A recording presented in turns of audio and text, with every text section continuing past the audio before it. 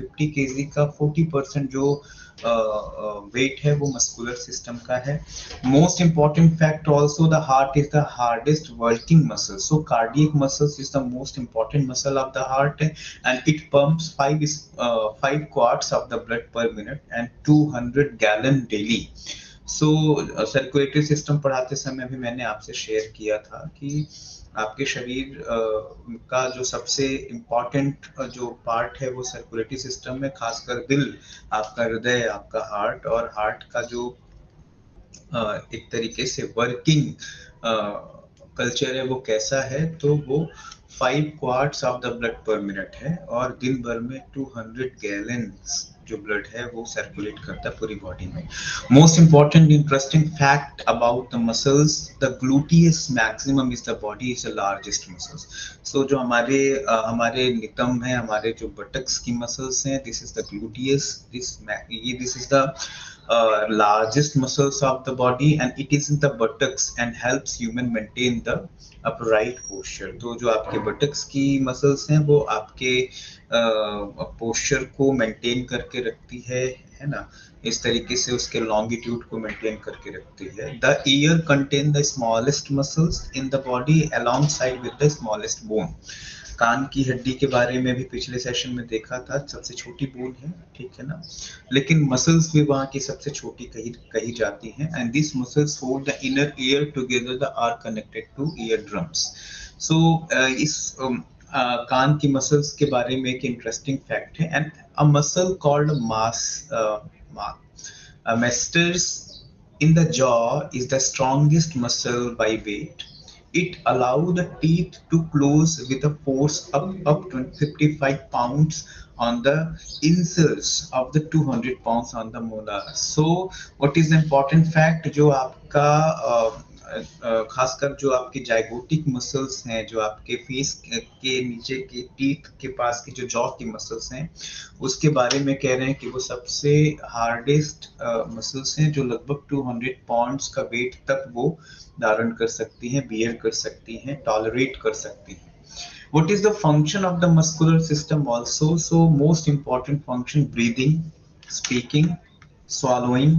So breathing, जो आप breathe कर रहे हैं, so आपकी चेस्ट की मसल्स बहुत बड़ा रोल प्ले कर रही हैं और हम इनको यौगिक पर्सपेक्टिव तरीके से भी समझने का और देखने का भी प्रयास करेंगे कि यौगिक पर्सपेक्टिव इसमें क्या है, यौगिक रीजन क्या है, ठीक है, कौन से आसन इन्वॉल्व हो रहे हैं, आसन के दौरान कौन से मसल्स कहाँ पर इन्वॉल्व हो रहे हैं, आसन का जो एक फिजियोलॉजी है, या यूं कहें तो बायोमैकेनिक्स ऑफ द आसन, थोड़ा सा हम छूने का प्रयास करेंगे इसमें कि कोई भी पोस्चर करने के दौरान कहाँ कहाँ की मसल्स का ओरिजिन पॉइंट और उनका इंसर्शन पॉइंट्स किस तरीके से इन्वॉल्व होता है। तो ब्रीदिंग में स्वाभाविक है आपके रेस्पिरेटरी मसल्स काम करते हैं, या यूं कहें तो आपकी थोरेसिक मसल काम करती है, या यूं कहें तो आपकी ब्रेस्ट या चेस्ट मसल्स का फंक्शन है आपके वेंटिलेशन के लिए। स्पीकिंग, आप बोलते हैं तो स्वाभाविक है, मैंने आपको बताया लैरिंग्स, पिछली बार आपने रेस्पिरेटरी सिस्टम जब पढ़ा तो लैरिंग्स के जो मसल्स हैं, some specific type of the related to smooth muscles also है ना, जो इसमें काम आते हैं। स्वालोइंग जो है, निगलने के दौरान भी आपके गले की मांसपेशियां या इसोफेगल मांसपेशियां जो मसल्स हैं, या फेरिंज जो आपके फेरिंग्स हैं, तो फेरिंगियल मसल्स जो हैं वहां पर इन्वॉल्व होती हैं।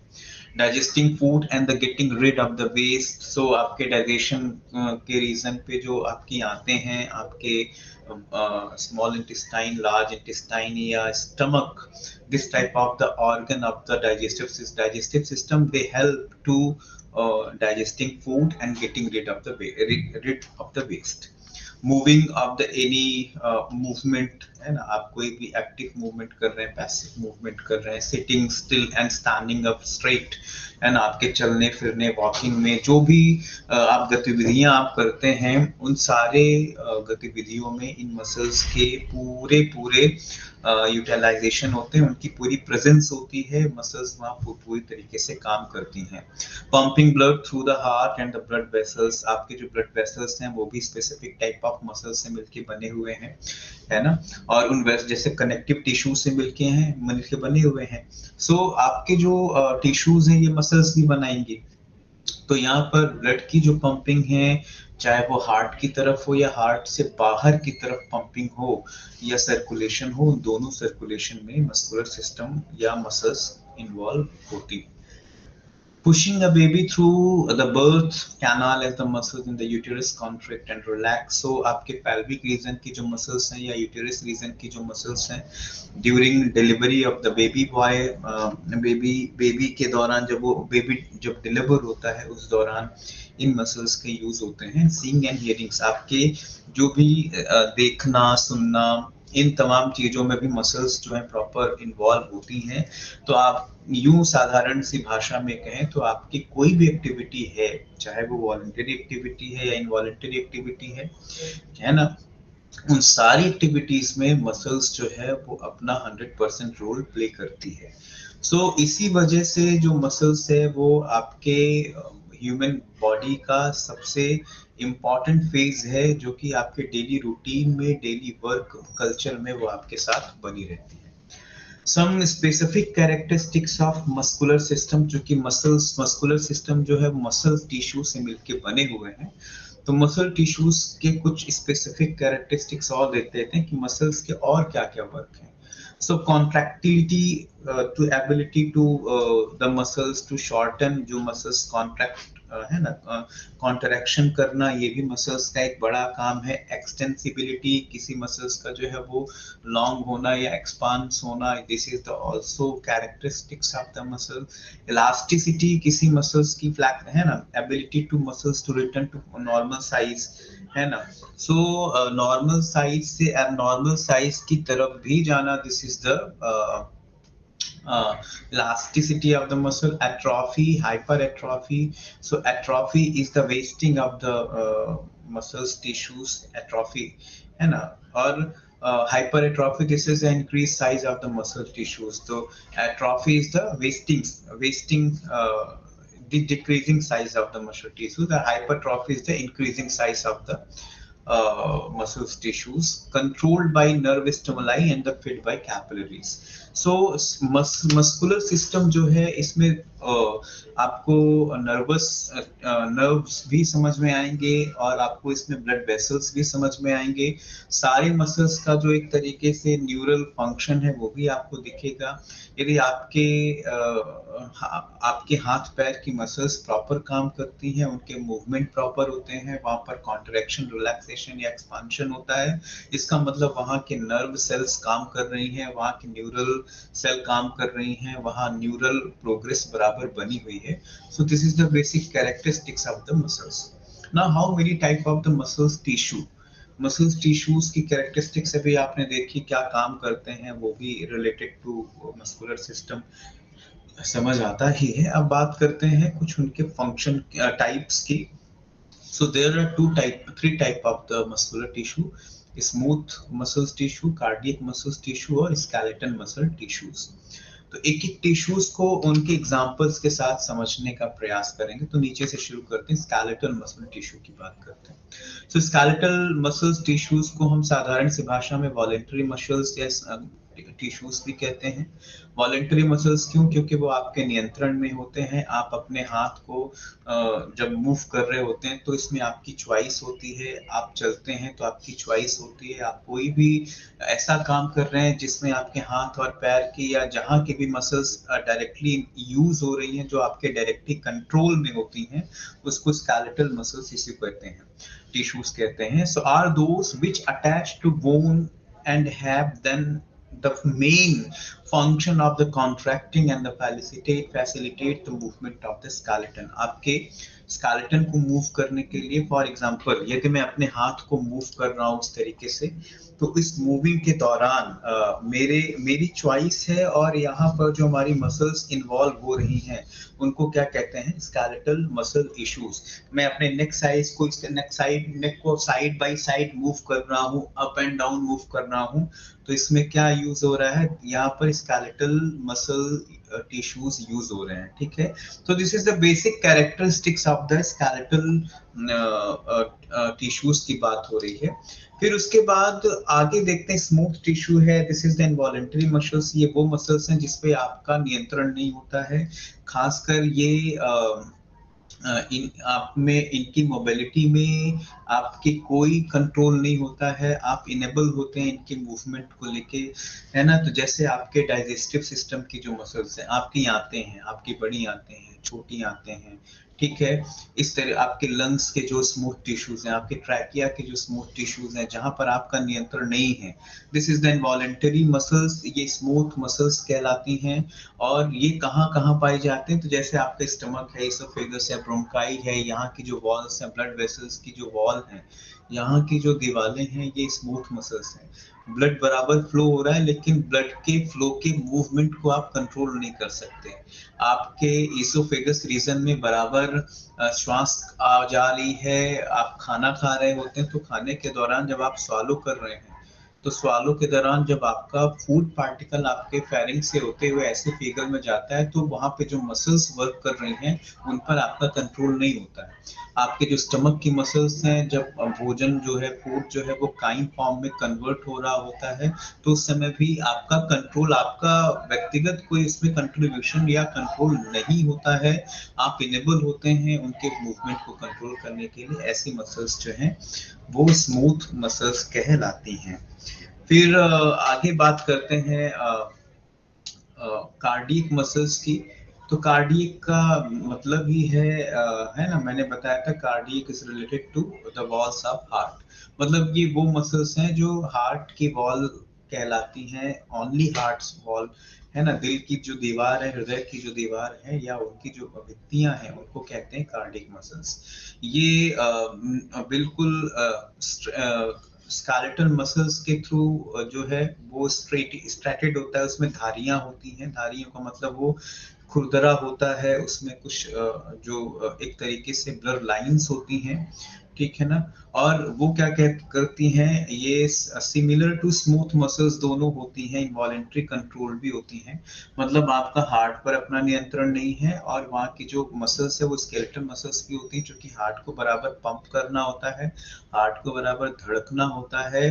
पूरे बॉडी में जो है वो 2000 गैलन जो है वो ब्लड को सर्कुलेट करना होता है। इस वजह से उसकी स्ट्रेंथनिंग, उसका स्ट्रांगनेस होना बहुत जरूरी है। इसलिए वहां पर स्केलेटल मसल्स भी काम करती हैं, और स्मूथ मसल्स भी है, क्योंकि वहां पर आपका नियंत्रण नहीं है। So this is the overall the type of the muscles। ये जो हम अभी देख रहे हैं, ये एक तरीके के टाइप ऑफ मसल्स की बात हमने की है। सो यदि एक बार इनको रिपीट करें, तो रिपीट करते हैं अभी, ताकि वो बना भी रहे। तो क्या फंक्शन है आपके मस्कुलर सिस्टम का? सो ब्रीदिंग है, स्पीकिंग है, swallowing है, डाइजेशन द फूड है, वेस्ट को बाहर निकालना है, मूव करना है, बैठना, खड़े होना, दौड़ना, चलना फिरना, खेलना कूदना, pumping of the blood to the heart and from outwards the heart, and the also blood vessels के जो मसल्स हैं, वो भी इस तरीके से जो पंपिंग में हेल्प करते हैं, वो भी मस्कुलर सिस्टम का फंक्शन है। Pushing a baby through the birth canal as the muscles of the uterus contract and relax. So the contraction and relaxation of the uterus muscles, this is the also most powerful function of the muscular system. Seeing and hearing, किसी चीज को देखना और उनका सुनना, so seeing and hearing, this is the also main function of the muscular system. So and then another than characteristics of the some muscular tissues, so contractility, extensibility, elasticity, atrophy, hypertrophy, hypoatrophy, the control of the nerve stimuli fed by the capillaries. So all micro to meso function of the muscular system, muscular tissues are characteristics in the muscular system. Now, this is the type of the muscular tissues. There are three type of smooth muscle tissue, cardiac muscle tissues, and skeletal muscle tissues. Smooth muscle tissues have a single nucleus.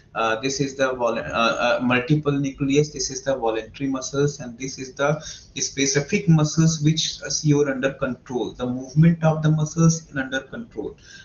Contracting of the muscles, this is the you're under control. So this is the overall the skeletal muscles, है ना। कि skeletal muscles में क्या है, जो आपकी हड्डियों के ऊपर की muscles हैं, जो आपके नियंत्रण में है, जो आपके कंट्रोल में है, उनका मूवमेंट आपके नियंत्रण में है, उसको किसके अंतर्गत रखा, तो उसको उन्होंने स्केलेटल मसल्स के अंतर्गत रखा।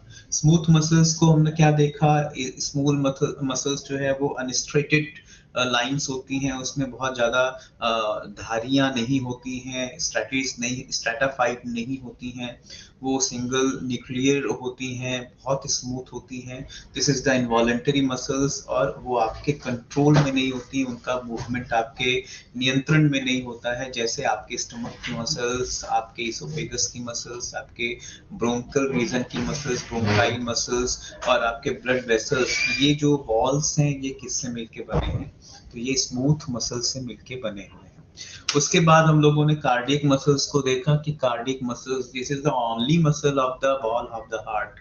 ये हार्ट चूंकि आपके पूरे ह्यूमन बॉडी सिस्टम का सबसे एक ऐसा हिस्सा है जो कि सबसे ज्यादा वर्क कर रहा होता है, तो कार्डियक मसल्स की बेसिक स्ट्रक्चर, बेसिक कैरेक्टरिस्टिक्स क्या है?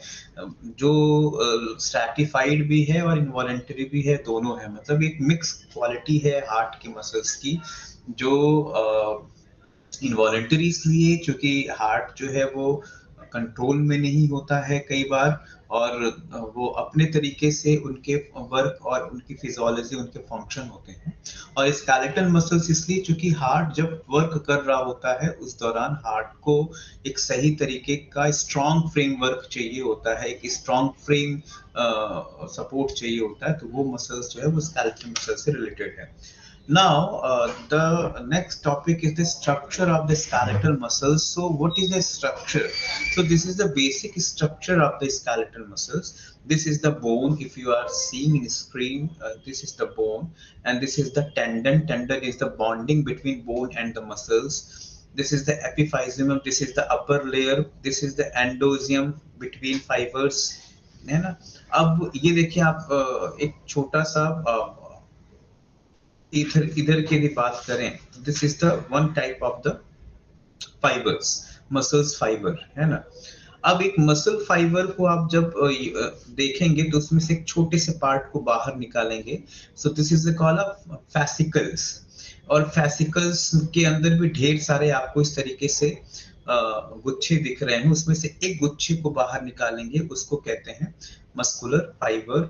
This is the myofibril also. तो ये मायोफाइब्रिल कहलाती हैं, ये सेल को मायोफाइब्रिल कह सकते हैं, इस रीजन को आप मसल सेल कह सकते हैं, है ना?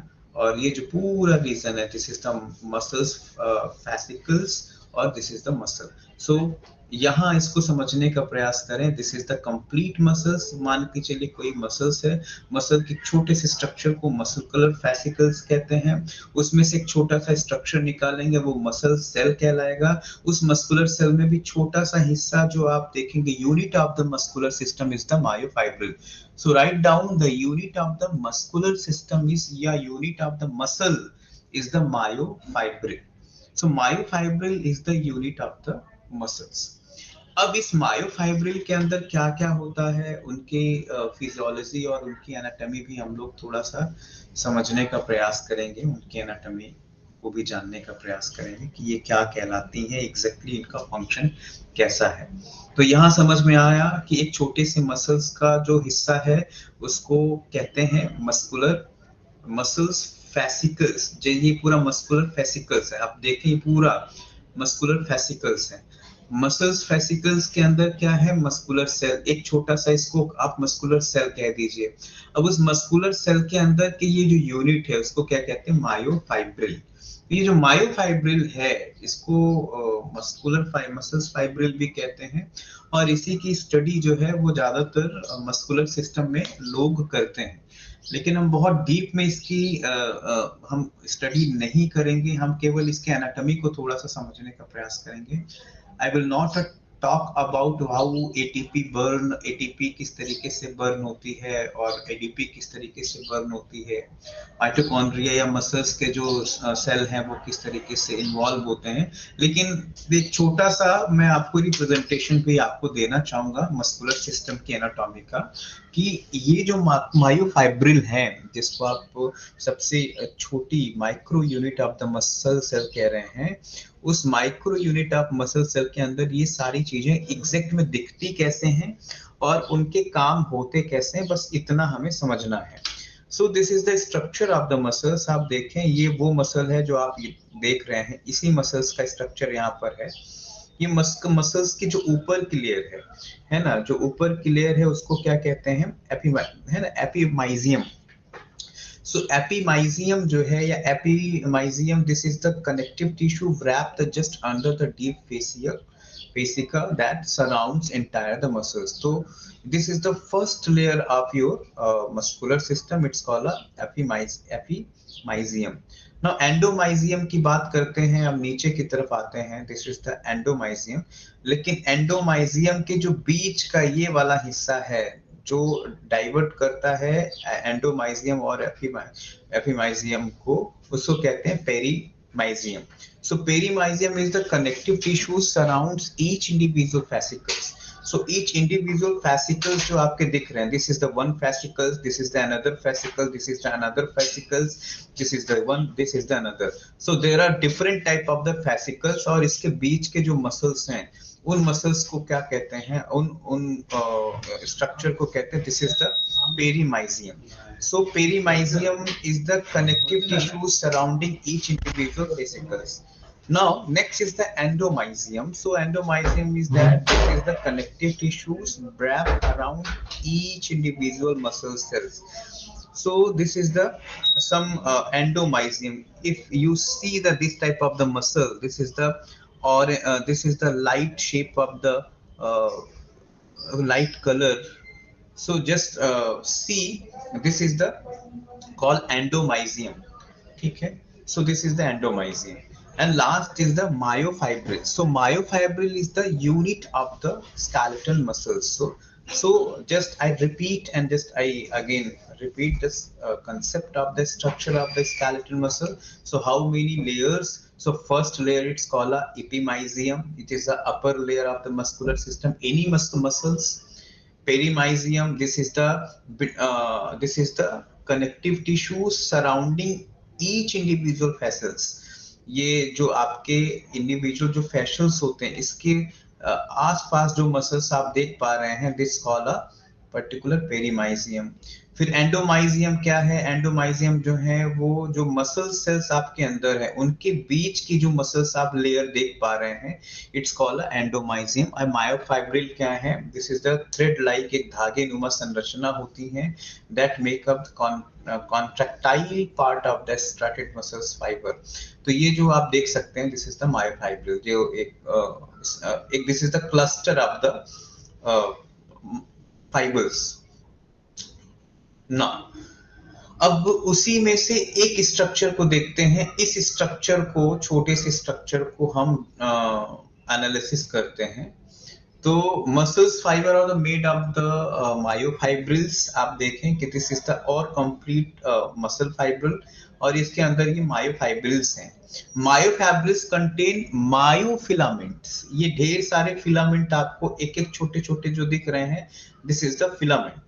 And the myofibril have a distinct repeating micro anatomical units termed sarcomeres. तो जो आपके मसल्स की सबसे छोटी यूनिट है जिसको हमने कहा मायोफाइब्रिल, उस मायोफाइब्रिल की भी छोटी यूनिट जो है उसको सार्कोमेयर्स कहते हैं। और उस सार्कोमेयर्स में कुछ तरीके के प्रोटीन के सेल्स होते हैं जिनको एक्टिन और मायोसिन कहते हैं। यहाँ हम लोग थोड़ा सा समझने का प्रयास करेंगे कि एक्टिन और मायोसिन होता क्या है। सो एक्टिन और मायोसिन जो है वो specific type of the protein है जो आपकी मसल्स की जो बहुत ही पतली लाइन है, आप देख पा रहे हैं स्क्रीन पे पतली लाइन, उसको एक्टिन कहते हैं। और जो एक तरीके की महरूम पट्टी आपको मोटी लाइन दिख रही है, this is the thick line, this is the myosin. और इसके जो बीच का जो हिस्सा है, ये जो आप देख पा रहे हैं, ये कंप्लीट हिस्सा को सार्कोमेयर कहते हैं। ये यूनिट ऑफ द मायोफाइब्रिल्स है, ठीक है। अब यहाँ पर थोड़ी थोड़ी चीजों को समझने का प्रयास करेंगे कि जो मायोफिलामेंट के अंदर क्या है। तो मायोफिलामेंट के अंदर दो चीजें हैं, मायोसिन और एक्टिन है। मायोफिलामेंट भी एक तरीके का प्लेस है जो थिक और थिन दोनों होता है। जैसे अभी हम थिन की बात कर लेते हैं, फिर थिक की बात करते हैं। So this is the thin filament, this is the actin, और this is the thick filament, this is the myosin. और इसके बीच का जो एक स्ट्रक्चर है जो थिन और थिक दोनों है, उसी को कहते हैं मायोफिलामेंट्स। ये मायोफिलामेंट्स है। इसी के पास जो साइड में जो जोन है, इनके जोन भी बताए गए हैं, या उनको लाइन के नाम से जाना जाता है। तो जो साइड के जोन आप देख पा रहे हैं, this is the Z line, है ना, ये जेड लाइन कहलाते हैं, ठीक है ना। This is the S line, इसको सार्कोमेर कहते हैं। बीच की लाइन जो देखने को मिल रही है, this is the also S line, कई जगह इसको एस लाइन कहते हैं। यहाँ पर this is the basic structure. इनको यहाँ पर समझने का प्रयास करिए। देखिए, अब यहाँ देखिए तो ये कलरफुल है, सेम यही चीज है, अब इसको हम थोड़ा सा कलरफुल दिखा रहे हैं, ठीक है। तो मैंने ये क्या दिखाया, this is the skeletal muscle fibre. उस स्केलेटल मसल फाइबर में से एक मायोफाइब्रिल हमने ले लिया। उस मायोफाइब्रिल को अब देखिए हमने यहाँ पर दिस इज द, जो ये स्ट्रक्चर आप देख पा रहे हैं मायोफाइब्रिल का स्ट्रक्चर, आप यहाँ से समझने का प्रयास करिए, ठीक है। तो मैंने क्या बताया कि जो उसका थिक रीजन है वो क्या है, thick region is the myosin and thin region is the actin. तो आप देख पाए कि जो भी थिन उसकी स्ट्रक्चर है वो उसका एक्टिन है, और जो थिक रीजन है वो उसका मायोसिन है। जो इसके बीच का थिन और थिक मिक्स्ड है वो सार्कोमेयर कहलाता है। और जो साइड की उसकी लाइनिंग आपको दिख रही है, इस लाइन को जेड लाइन कहते हैं। तो this is the Z line. और इस जेड लाइन को इन्होंने थोड़ा सा और समझाने का प्रयास किया है कि यहाँ पर जो इसकी एक्टिन और मायोसिन, जो ये आप महरून कलर की पट्टी देख रहे हैं, this is the myosin filament, this is the actin filament. अच्छा, इनका काम क्या होता है, तो इनका काम है एनर्जी को जनरेट करने में, मसल्स के मूवमेंट में, फ्रिक्शन में। तो जब कोई मसल्स मूव होती है तो आप देख सकते हैं ये नीचे के जो कुछ धारीदार ये चीजें आपको दिख रही हैं, दिस इज द ग्रैन्यूल्स, या कि क्या करते हैं, ये एक्टिन से रगड़ते हैं। तो आपका एक्टिन मायोसिन के साथ जब रगड़ खाता है तो उस दौरान फ्रिक्शन क्रिएट होता है, एनर्जी जो है वो बाहर आती है। तो मसल्स जब कॉन्ट्रैक्ट होते हैं या रिलैक्स होते हैं या एक्सपांड हो रहे होते हैं या स्ट्रेट हो रहते हैं या ट्विस्ट हो रहते हैं, कोई भी मस्कुलर फंक्शन जब हो रहा होता है, उस मस्कुलर फंक्शन के दौरान आपकी बॉडी से कुछ ऊर्जा जो है कैलोरी फॉर्म में बाहर निकलती है। उस ऊर्जा को बाहर निकालने में कौन मदद करता है, तो उस ऊर्जा को बाहर निकालने में, उसके फ्रिक्शन के मूवमेंट को बनाए रखने में आपके एक्टिन और मायोसिन, ये दो तरीके के जो प्रोटीन हैं, सेल हैं, ये आपके मसल्स की हेल्प करते हैं। यहाँ पर भी आप देखिए, यदि आपसे केवल इतना पूछा जाए कि write down the only structure of the skeletal muscles, तो आप पहले बताएंगे दिस इज द मसल, है ना। यदि आपको बताना है कि दिस इज द मसल, और मसल और बोन को बांधने वाली जो टिश्यूज है उसको टेंडन कहते हैं। और टेंडन के साथ फिर this is the muscle, this is the muscular bundle, है ना, दिस इज द बंडल, ये पूरा बंडल है। मस्कुलर बंडल को भी आप डाइसेक्ट करते हैं तो वो मायोफाइब्रिल बनता है। मायोफाइब्रिल को भी जब आप डाइसेक्ट करते हैं तो मायोफिलामेंट बनता है। तो this is the muscle, this is the bundle, this is the muscular fibres, this is the myofibril, this is the myofilament. एक बार और रिपीट कर लेते हैं, this is the muscle, this is the muscular bundle, this is the muscular fiber, this is the myofibril and this is the myofilament। तो ये आपको याद रहेगा सभी को। सो ये तो इसका स्ट्रक्चर है। अब आप देखिए कि हर एक जो मस्कुलर बंडल, आपको ये मस्कुलर बंडल देखिए, इस मसल बंडल में, फाइबर बंडल में आपको ब्लड वेसल्स भी दिख रही है, this is the blood vessels. और ये जो येलो कलर की दिख रही है ये नर्व दिख रही है, तो ये न्यूरल नर्व भी है जहां पर आपको संवेदना आती है, जाती है, महसूस होती है। अब आप अपना यदि हाथ कॉन्ट्रैक्ट कर रहे हैं, रिलैक्स कर रहे हैं, फॉर एग्जांपल आप कोई प्रैक्टिस कर रहे हैं, पाद अंगुली नमन, है ना, आप पैर की उंगलियों को नमन कर रहे हैं, या हस्त अंगुली नमन या मुष्टिका बंद, कोई भी ऐसा अभ्यास कर रहे हैं, इस अभ्यास के दौरान जो एक खास स्ट्रक्चर यहाँ इन्वॉल्व हो रहा है, आप इसको समझने का भी प्रयास करिए, ठीक है।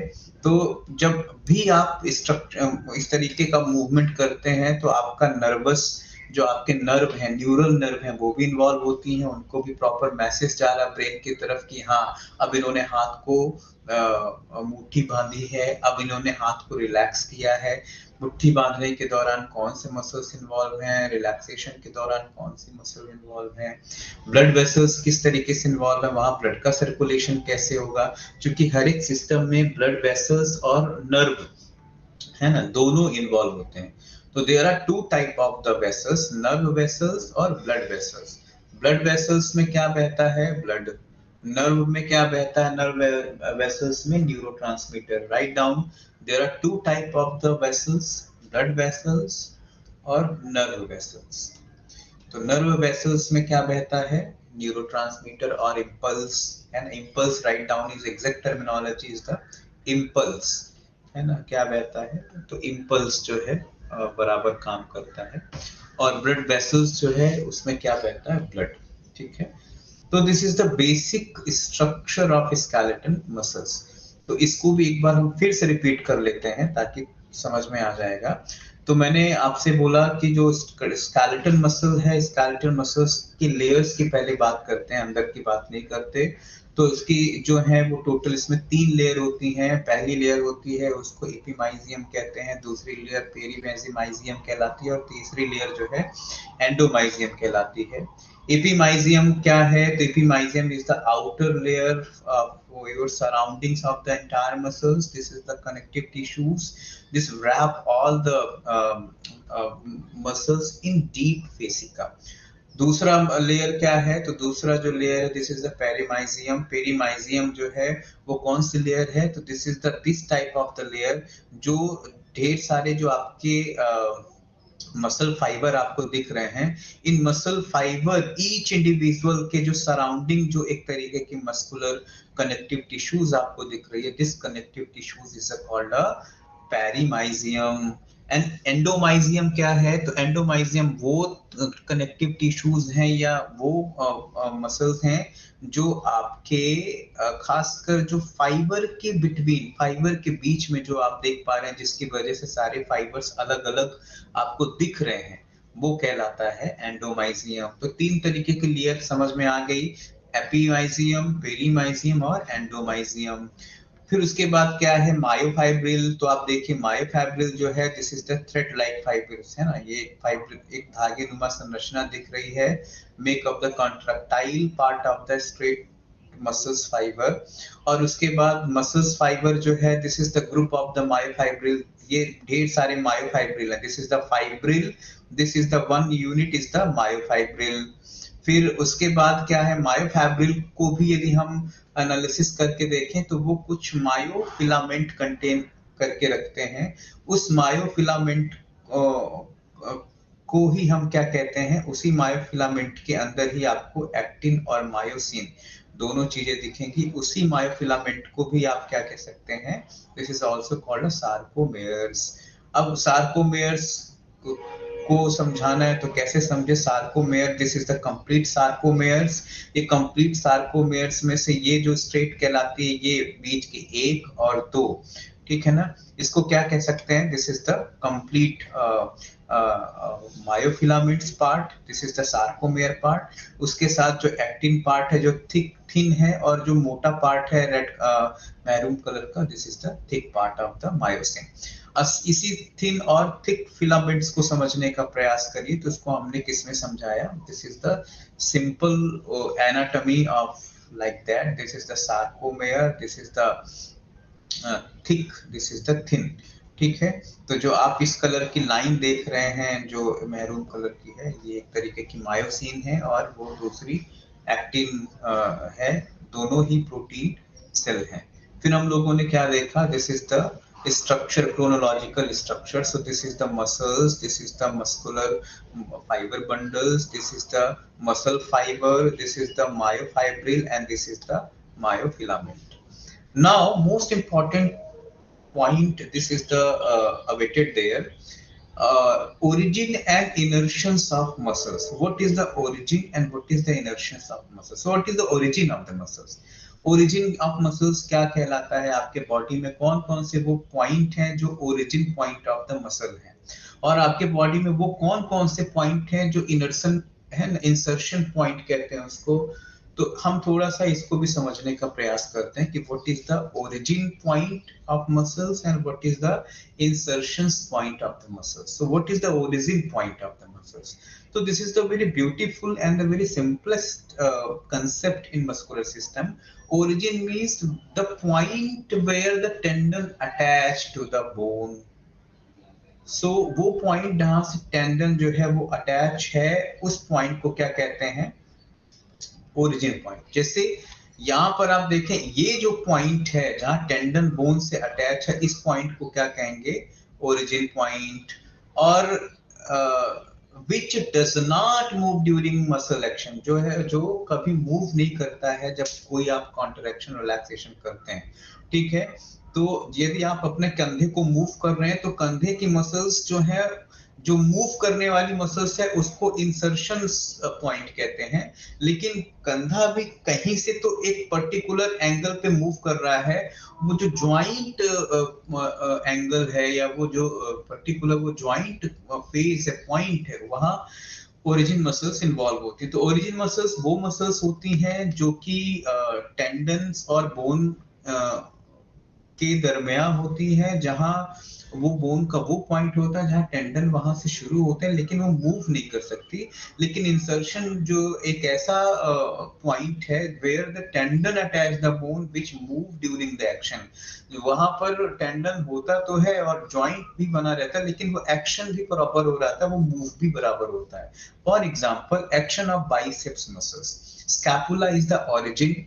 जब आप अपने बाइसेप मसल्स, जो आपके इस रीजन की मसल है, कि मैं आपके इस रीजन की मसल्स की बात करूं, this is the bicep muscle. आपके हाथ की जो मसल्स हैं, this is the bicep muscles. अब बाइसेप मसल्स जो हैं, तो इस मसल्स का मूवमेंट यहाँ पर समझने का प्रयास करिएगा. बाइसेप में स्कैपुला जो है ओरिजिन मसल कहलाएगी and radius is the insertion muscles कहलाएगी. तो जब आप इस तरीके से इसको मूव कर रहे होंगे, है ना, तो रेडियस जो है, this is the insertion muscles. Radius is the insertion muscles. और ये जो आपका ये रीजन है, ये अभी स्थिर है, ये जॉइंट पॉइंट का मसल है जहां से टेंडन और बोन जुड़े हुए हैं. ठीक है, ये एक पल के लिए उसका ओरिजिन कहलाएगी. तो कई बार ऐसा होता है कि कोई मसल्स किसके लिए ओरिजिन होती है और किसी के लिए इंसर्शन भी होती है. अब यहाँ पे मैं कुछ पिक्चर्स आपको दिखाना चाहूंगा जिससे थोड़ी सी क्लैरिटी आपको आएगी. फॉर एग्जांपल, ये आप देखिए, ये आपके हाथ की बाइसेप्स मसल्स हैं. ठीक है, तो ये जो मसल्स हैं जो आपके बोन से कनेक्ट हैं, जैसे इस पॉइंट पे ये मूव नहीं हो सकती है ना, ये मूव नहीं हो सकती हैं. तो ये ओरिजिन मसल्स हैं. और इंसर्शंस क्या है, जैसे आप एल्बो रीजन पे देखिए, आसानी से मूव होती है, लेकिन इम्पैक्ट इसको भी मिल रहा है. तो insertion muscles, insertions joint point वो पॉइंट होता है जहां मूवमेंट भी इजीली अवेलेबल हो और जहां पे कॉन्ट्रैक्शन रिलैक्सेशन भी इजीली अवेलेबल हो. वहां आपके टेंडेंस जो हैं आपके बोन से जुड़े हुए हों. तो देखिए, यहाँ पर बोन से आपका टेंडन जुड़ा हुआ है, मूवमेंट भी इजीली अवेलेबल है. ठीक है, उसको क्या कहते हैं? जहां मूवमेंट इजीली अवेलेबल होता है और आपके बोन और टेंडन जुड़े होते हैं, उसको इंसर्शन पॉइंट कहते हैं. जहां मूवमेंट नहीं होता और फिर भी बोन और आपके टेंडन प्रॉपर तरीके से जुड़े होते हैं, वो आपका ओरिजिन जॉइंट्स कहलाता है. अब यहाँ से कुछ पिक्चर मैं आपको दिखाना चाहूंगा और पिक्चर से रिलेटेड मैं कुछ आसन की बातों को भी आपके सामने रखना चाहूंगा कि कौन कौन से वो स्पेसिफिक आसनास हैं जो मस्कुलोस्केलेटल सिस्टम से रिलेटेड हैं, या आपके ओरिजिन या आपके इंसर्शन जॉइंट से रिलेटेड हैं. तो एक बार ओरिजिन और इंसर्शन को फिर से समझ लेते हैं. ओरिजिन पॉइंट वो पॉइंट है जहां से आपका जो टेंडन है वो आपके बोन और मसल्स को बांध के रखता है, लेकिन वो पॉइंट मूवेबल नहीं होता है, उसमें मूवमेंट नहीं होता. लेकिन इंसर्शन पॉइंट वो पॉइंट होता है जहां टेंडन तो अवेलेबल होता है और टेंडन बोन और मसल्स को बांध के रखता भी है, बट वहां मूवमेंट इजीली पॉसिबल है. जैसे आपके घुटने के पास, आपके जो पैर हैं, जो घुटने के रीजन के मूवमेंट है, कमर के रीजन के मूवमेंट है, इस रीजन पे आपको इंसर्शंस जो पॉइंट है वो देखने को मिलते हैं. कुछ और मसल्स मैं आपको यहाँ पर समझाने की और दिखाने की कोशिश करूंगा। बाई पिक्चर अभी देखना शुरू करते हैं। जैसे डेल्टोइड है, पेट्रोलाइसिस मेजर एंड माइनर है, इलियोप्सोसस है, स्पोरेटिस है ना, क्वाड्रिसेप्स है, ट्राइबियल्स है, एब्डोमिनस रेक्टस है, एक्सटर्नल ऑब्लिक्विस है, बाइसेप्स ब्रैकी है। This is the name of the muscle. जैसे डेल्टोइड्स है, डेल्टोइड्स जो है आपके कंधे के रीजन की है। तो यहाँ पर देखिए ओरिजिन क्या है, शोल्डर ग्रिडल है ना, ये बहुत ज्यादा शोल्डर आपके ऊपर नीचे हो सकते हैं, लेकिन ये मसल्स जो हैं ये मूव ज्यादा नहीं होती। इनका इंसर्शन पॉइंट कहाँ दिखेगा, आपके ह्यूमरस रीजन पे, जो आपके हाथ की हड्डी पे। आपका हाथ की मसल्स जो है वो आपकी मूव हो सकती हैं। Shoulder flexion, shoulder extension, horizontal shoulder flexion, जब आप अपने शोल्डर को एक्सटेंड करते हो, है ना, शोल्डर को रोटेट करते हो, एबडक्शन करते हो, इस मूवमेंट के दौरान आपकी डेल्टोइड्स जो मसल्स हैं उनका ओरिजिन और इंसर्शन पॉइंट काउंट होता है। फिर आप देखिए पेक्टोरालिस जो है आपके सामने की जो मसल्स है, स्टर्नम और क्लैविकल, आपके कॉलर बोन, है ना। तो जैसे यहाँ पर कौन से आसन जो है जो आपके इस पेक्टोरालिस मेजर को जो है वो पेक्टोरालिस मेजर को जो इम्प्रूव कर सकती है। तो जैसे specific practice of the Bhujangasana, specific practice of the some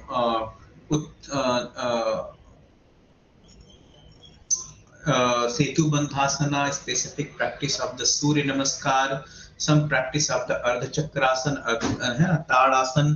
तो इन आसनों के दौरान आपके जो पेक्टोरालिस जो मेजर हैं, ये पेक्टोरालिस मेजर जो है वो बहुत ज्यादा प्रभावित होते हैं। और जैसे आप एक, this is the major and this is the minor. Major तो आपने देखा जो आपके सीधे क्लैविकल और स्टर्नम से जुड़ा था। यहाँ पे देखिए दिस इज द आपके जॉइंट्स और रिब्स के साथ जुड़े हुए हैं। तो आप देखिए ओरिजिन, देखिए यहाँ पर ये ओरिजिन है रिब्स, है ना। यहाँ पर मूवमेंट नहीं होगा, है ना, लेकिन मूवमेंट कहाँ हो सकता है, इस रीजन पे मूवमेंट हो सकता है, स्कैपुलर रीजन पे। जब आप अपने स्कैपुला को आगे पीछे करेंगे तो आपके जो रिब की जो मसल हैं वो पूरी तरीके से एक्टिव हो सकती हैं। बट रिब के मसल्स को आप चाहें कि आप उनको मूव कर सकें, तो रिब को मूव करना, उनमें मूवमेंट देना, वो आपके कंट्रोल में नहीं है। इलियोप्सोसिस की बात करें तो इलियोप्सोसिस जो है यहाँ पर देखिए this is the related to pelvic. तो पैल्विक मसल्स इसका ओरिजिन पॉइंट है, और फीमर जो है वो जो आपके पैर की हड्डी है वो इसका इंसर्शन है। तो जो एक जॉइंट पॉइंट है जहां पर मसल्स मूव नहीं होती, उसको मैंने पहले बताया था ओरिजिन पॉइंट कहलाता है। और इंसर्शन जो है जहां पर आपके बोन और टेंडन मिलते तो हैं, वहां पॉइंट होता तो है, लेकिन वहां मूवमेंट होता। तो जैसे आपकी फीमर जो बोन है उसमें मूवमेंट कर सकते हैं आप, है ना। बहुत सारी प्रैक्टिस ऐसे करते हैं जो आप लेट के करते हैं, जैसे साइकिलिंग करते हैं, जैसे है पाद संचालन, जो योग की भाषा में इसको कहते हैं, एक पाद संचालन, द्विपाद संचालन। इस तरीके की जो प्रैक्टिसेस हैं ये आपके इन मसल्स को का इंसर्शन जो है वो लेके आ रही है सामने, उनको एक्टिवेट कर रही है।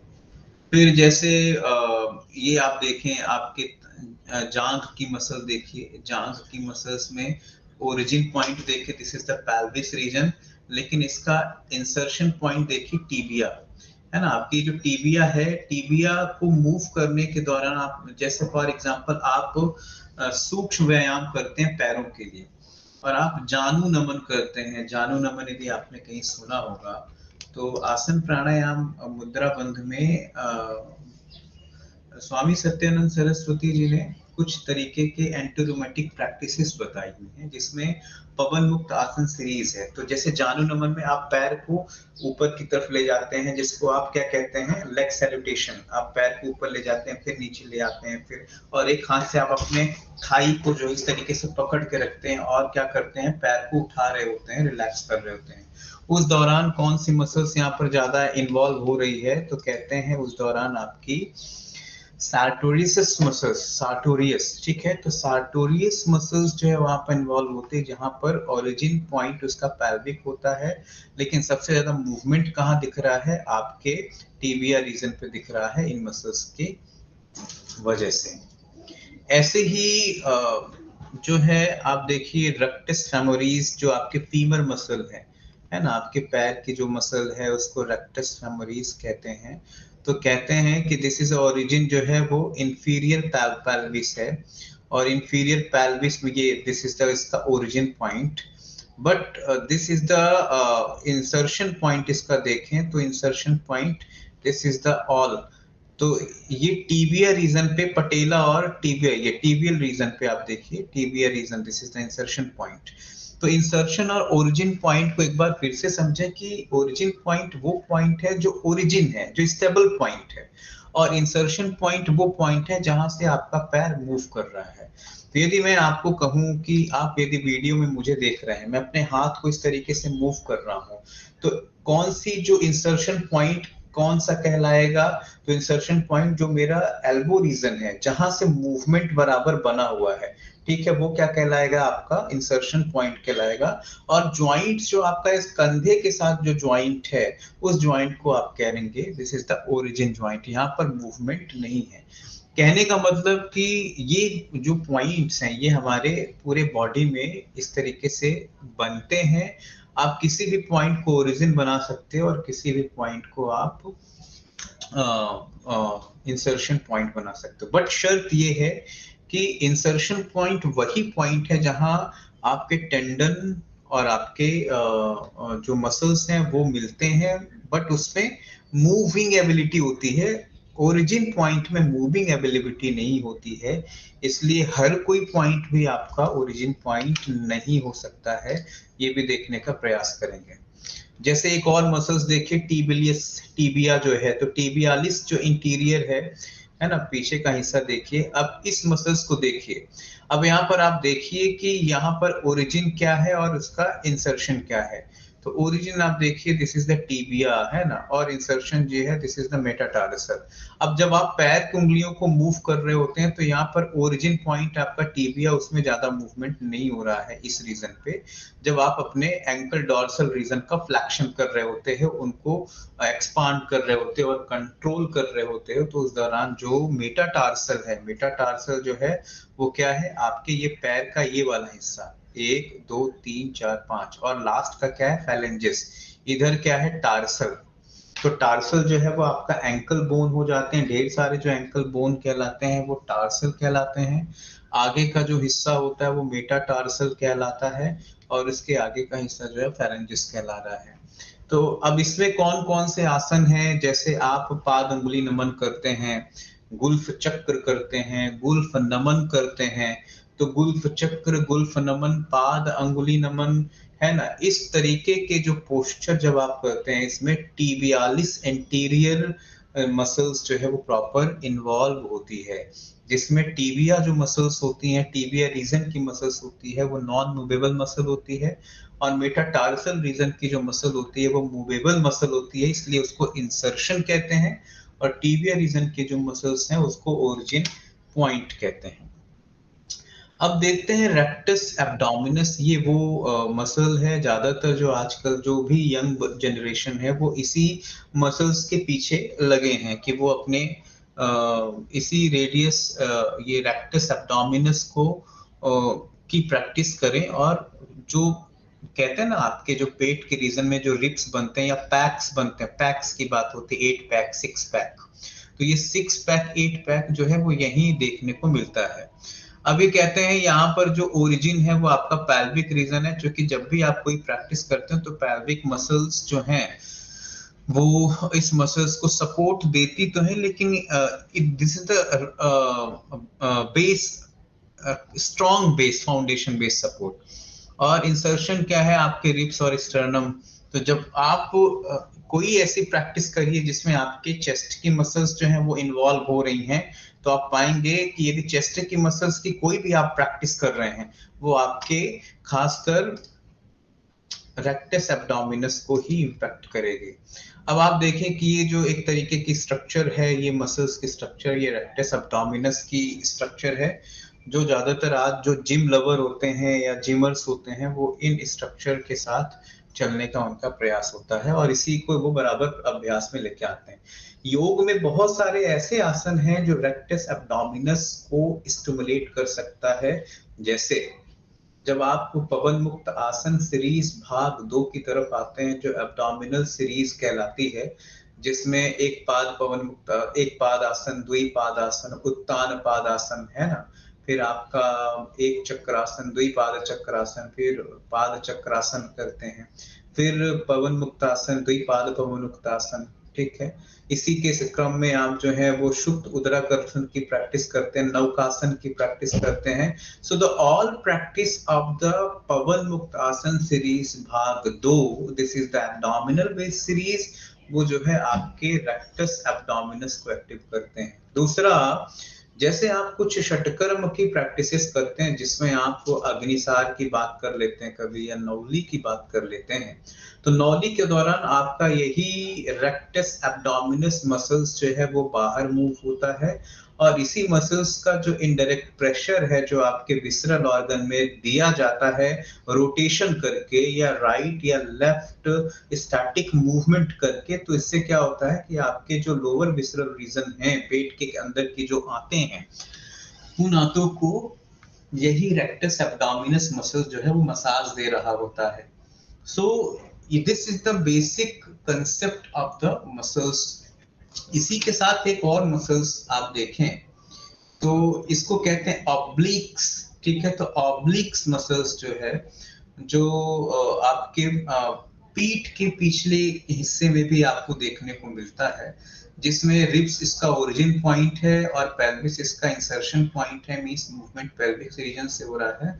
जब भी आप ट्रंक रोटेशन करते हैं, आपका अपर ट्रंक रोटेट करते हैं, या एक बहुत अच्छी प्रैक्टिस है धीरेन्द्र ब्रह्मचारी जी की जिसमें सर्वांग पुष्टि आप करते हैं, इफ यू नो ऑल सर्वांग पुष्टि, तो सर्वांग पुष्टि पे आप दोनों हाथ को इंटरलॉक करते हुए साइड में जाते हैं, फिर आगे आते हैं, फिर साइड जाते हैं, फिर पीछे जाते हैं, और इस तरीके से जो आप अभ्यास कर रहे होते हैं, इस दौरान जो सबसे ज्यादा इन्वॉल्वमेंट ऑफ मसल्स है वो कौन सी है, तो ऑब्लिक्स मसल्स है, जिसका ओरिजिन जो है वो आपके रिब रीजन से है, और इनर्शन रीजन जो है जहां पर मूवमेंट समझ आता है वो आपके पेल्विस रीजन से समझ में आता है।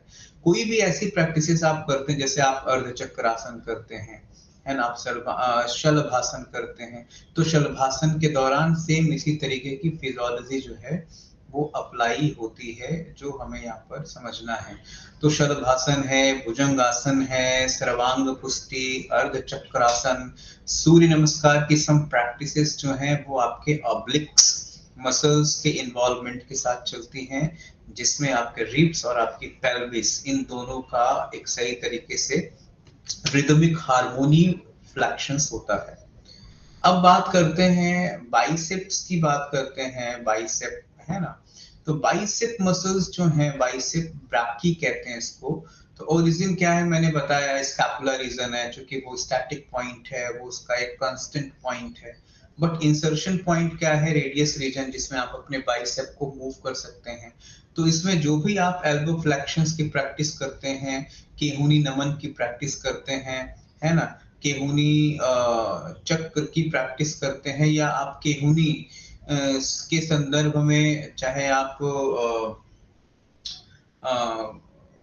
एल्बो फ्लेक्शंस के कोई भी अभ्यास हो जिसमें आप एल्बो को यूज कर रहे हैं, उनको मूव कर रहे हैं, बैंड कर रहे हैं, वो सारे अभ्यास जो हैं वो बाइसेप ब्रैकी के अभ्यास कहलाते हैं।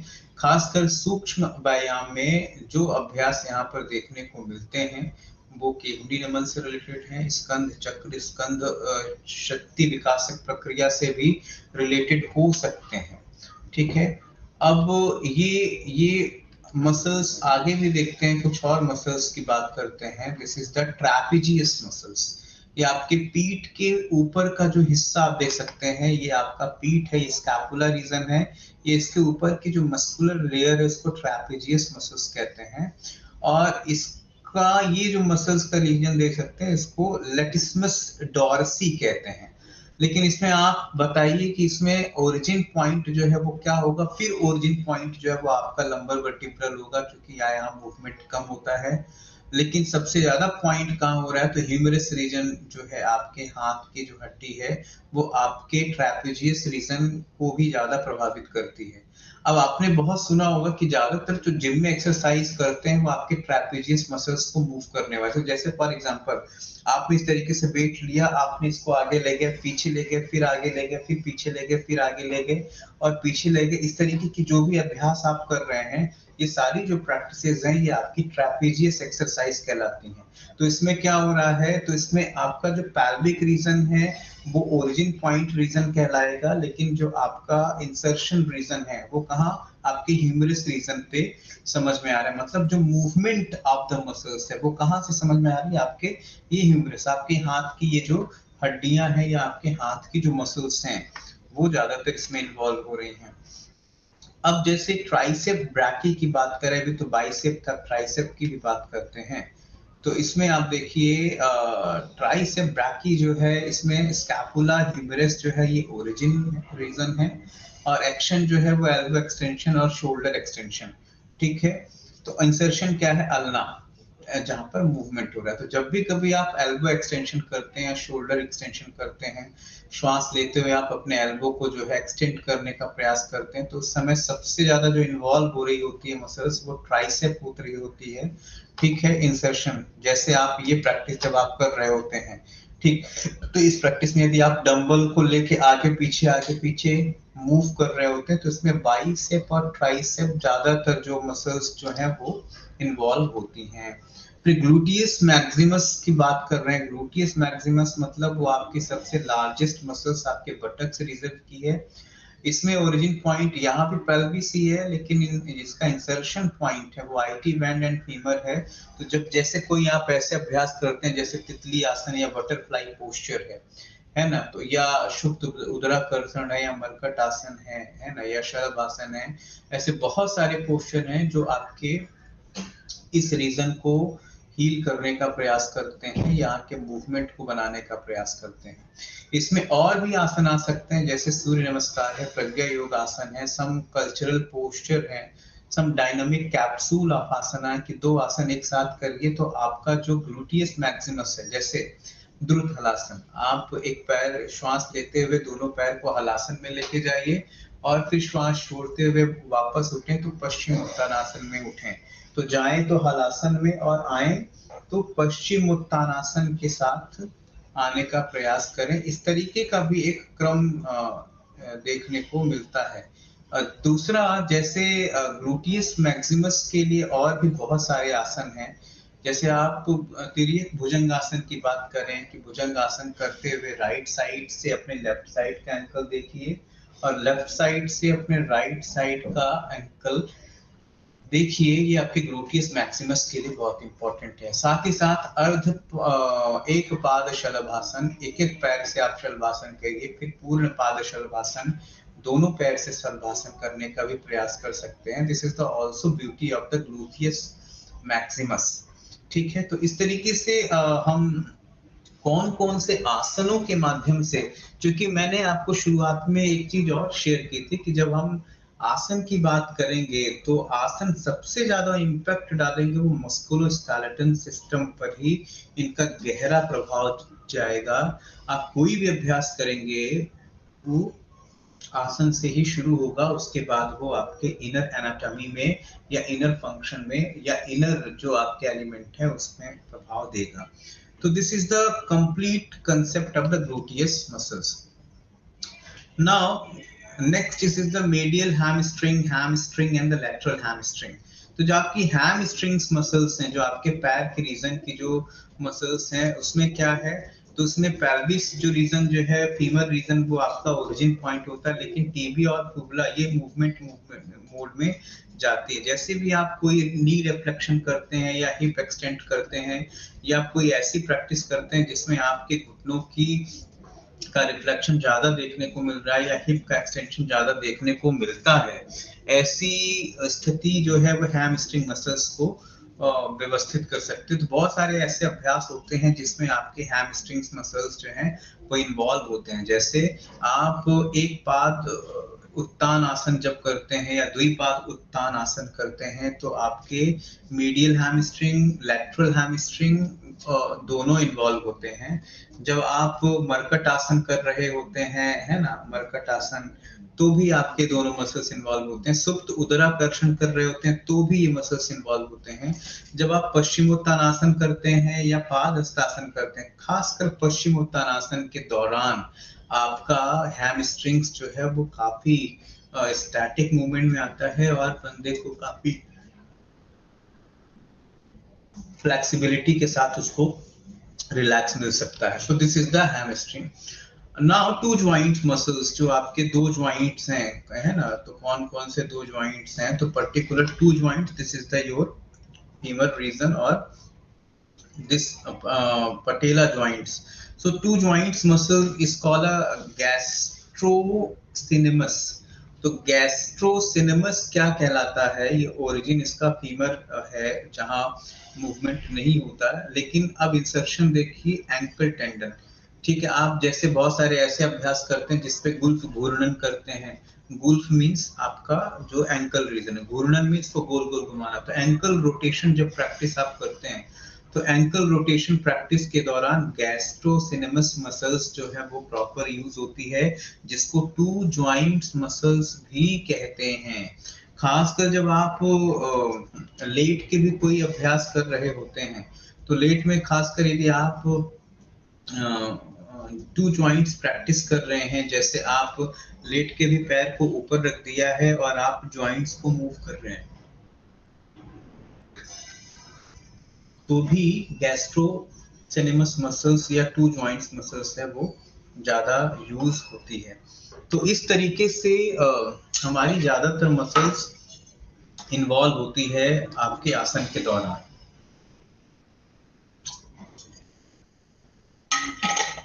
अब बात करते हैं लास्ट टॉपिक की।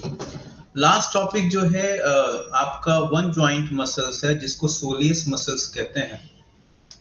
और वो क्या है? केवल सिंगल जॉइंट, जिसको आप काफ मसल्स भी कहते हैं, जो आपके काफ रीजन पे पाई जाती है। उसका ओरिजिन क्या है? तो टिबिया फिबुला है, वहां मूवमेंट कम होता है, बट इंसर्शन जो है वो टार्सल रीजन पे है। तो यदि आपको काफ मसल्स पे यदि आपको फर्क देना है तो आप एंकल रीजन को मूव करिए, है ना। जैसे आप पर्वत आसन करते हैं, तो सूर्य नमस्कार में जो आप 7वां नंबर पोस्चर भुजंग आसन का करते हैं, उसके बाद 8वें नंबर पोस्चर में जब आप आते हैं, तो 8वें नंबर पोस्चर में खासकर ज्यादातर जो मसल्स का इन्वॉल्वमेंट है वो सोलियस मसल्स जो है वो इन्वॉल्व होती हैं। तो जब आप इस तरीके की पोस्चर में एक वी शेप आप बनाने का प्रयास करते हैं, जिसमें आप पैर के एंकल रीजन को जमीन में लगाने का प्रयास करते हैं, उस दौरान आप देखिए सबसे ज्यादा कौन सी मसल्स आपकी खिंचती हैं या सबसे ज्यादा कौन सी मसल्स इन्वॉल्व होती हैं। तो आपकी सबसे ज्यादा मसल्स जो है वो यही वन जॉइंट मसल्स, जिसको सोलियस मसल्स कहते हैं, वही सबसे ज्यादा इन्वॉल्व होती है। सो ओवरऑल ये आपके मसल्स के स्ट्रक्चर हमने अभी तक देखे। सो हम इस पॉइंट को एक बार रिपीट कर देते हैं ताकि आपको मस्कुलर सिस्टम का जो खाका है वो आपके दिमाग में एक तरीके से फिर से बैठ जाए। तो हम शुरू से इसको रिपीट कर देते हैं। सो मस्कुलर सिस्टम के बारे में मैंने बताया कि मस्कुलर सिस्टम जो है वो आपके शरीर का एक ऐसा सिस्टम है जो आपके हड्डियों के ऊपर के फ्रेम को शेप देता है, उसको ब्यूटी देने का प्रयास करता है। कुछ इंटरेस्टिंग फैक्ट की बात हमने की थी कि मसल्स जो है वह अप्रोक्सीमेटली 20% आपके बॉडी वेट का, 40% आपके बॉडी वेट का होता है। साथ ही साथ जो आपके हार्ट की मसल्स, जिसको कार्डियक मसल्स कहते हैं, वो बहुत ज्यादा काम करती है, जिसकी वजह से हार्ट जो है वो दिन भर में 2000 गैलन और 1 मिनट में जो है वो 5 क्वार्ट्स, मतलब 1/4 1 लीटर है, 1.25 लीटर जो ब्लड है वो सर्कुलेट करता है। द ग्लूटियस मसल, जो आपके बटक्स रीजन की मसल्स हैं, वो सबसे बड़ी मसल्स है जो आपके बॉडी के वेट को या बॉडी के शेप को या बॉडी की स्टेबिलिटी को मेंटेन करती है। साथ ही साथ आपके शरीर की सबसे छोटी जो मसल्स है वो आपके कान की हड्डी की मसल्स हैं, आपके जो ईयर स्केलेटन रीजन के जो मसल्स हैं वो हैं, और साथ ही साथ जो आपका जॉ रीजन है, जो मैक्सिलरी पॉइंट है, उस रीजन के जो मसल्स हैं वो एज कंपेयर टू पूरे शरीर की सबसे मजबूत मसल्स कही जाती हैं, ऐसा इनका कहना है। उसके बाद कुछ और फंक्शन की बात करते हैं मस्कुलर सिस्टम में, कि जो मसल्स हैं उनका फंक्शन है आपके पूरे डे टू डे रूटीन का फंक्शन करना, ब्रीदिंग करना, स्पीक करना, खाने को स्वालो करना, मूव करना, डाइजेशन की तरफ लेके जाना, उनको एलिमिनेट करना। उस समय जो मसल्स इन्वॉल्व हो रही है, मूविंग के दौरान, सिटिंग स्टिल, स्टैंडिंग, रनिंग, है ना, रिलैक्सेशन के दौरान भी मसल्स ज्यादातर इन्वॉल्व होती हैं। साथ ही साथ ब्लड जब पंप करता है तो पंपिंग के दौरान जो ब्लड का सर्कुलेशन है ना, उनके ब्लड वेसल्स में भी जो एक तरीके का मूवमेंट है वो भी मस्कुलर सिस्टम के अंतर्गत आता है। बेबी डिलीवर करने के दौरान जो यूटेरस का जो एक तरीके का large canals of the muscles of uterus contract and relax. This concept is based on the also function of the muscular system. Seeing and hearing, this is the also part. Some special function also contract करना, extend करना, elastic atrophy, hypoatrophy, hyperatrophy, ये सब control, ये सब आपके muscular system के अंतर्गत ही देखने को मिलते हैं। फिर हमने 3 टाइप ऑफ मसल्स के बारे में बात की थी। There are 3 type of the muscles: smooth muscles, cardiac muscles, skeleton muscles.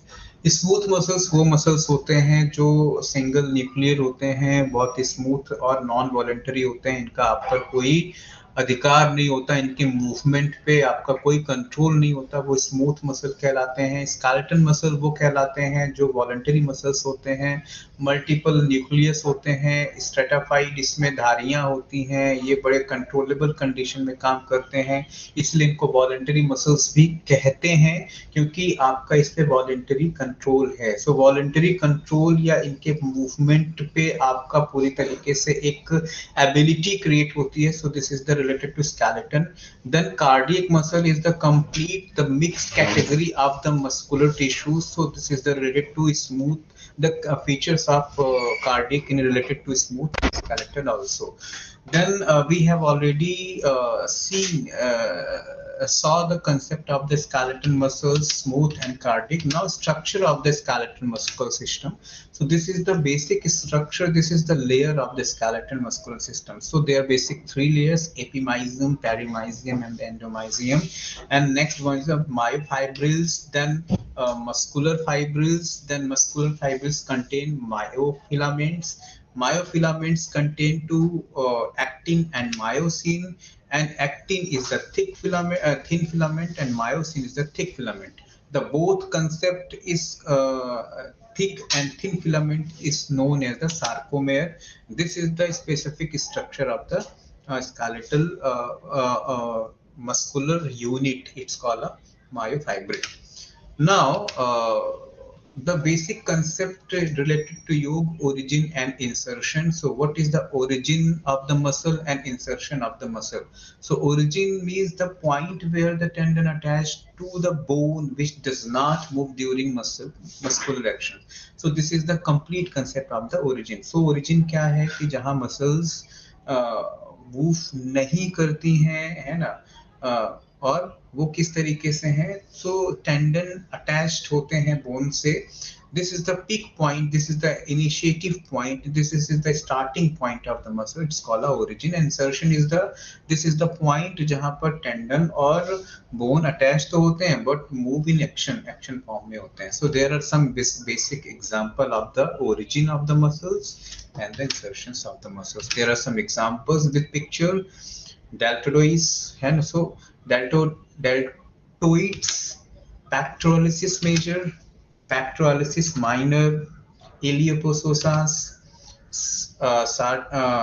sartorius, फिर उसके बाद quadriceps, tibialis anterior, rectus abdominis, obliques, bicep brachii, tricep, trapezius, then latissimus dorsis, tricep brachii, then gluteus maximum, then hamstrings, medial hamstrings, lateral hamstrings, and the gastrocnemius, and last one is the soleus.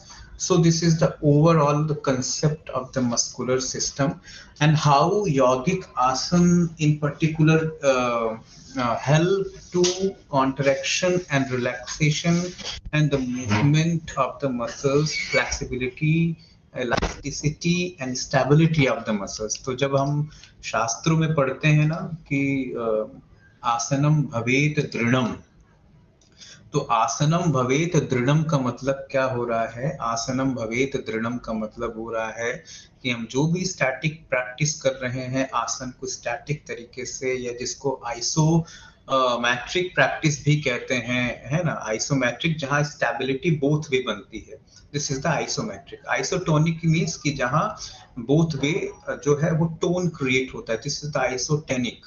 सो आसन जो है वो दोनों तरीके से ज्यादातर किए जाते हैं, लेकिन जब आप उसको स्टैटिक तरीके से करते हैं, प्रॉपर अलाइनमेंट को ध्यान में रखते हुए, एक प्रॉपर डिग्री और एंगल को ध्यान में रखते हुए, और एक प्रॉपर स्ट्रेच और स्टेबिलिटी को ध्यान में रखते हुए, तो वो आइसोमेट्रिक में कन्वर्ट हो जाता है। सो जब भी आप इस तरीके की प्रैक्टिस कर रहे हैं तो हो क्या रहा है, आप अपने मसल्स की स्टेबिलिटी और उसकी फ्लेक्सिबिलिटी दोनों को बढ़ाने का प्रयास कर रहे हैं।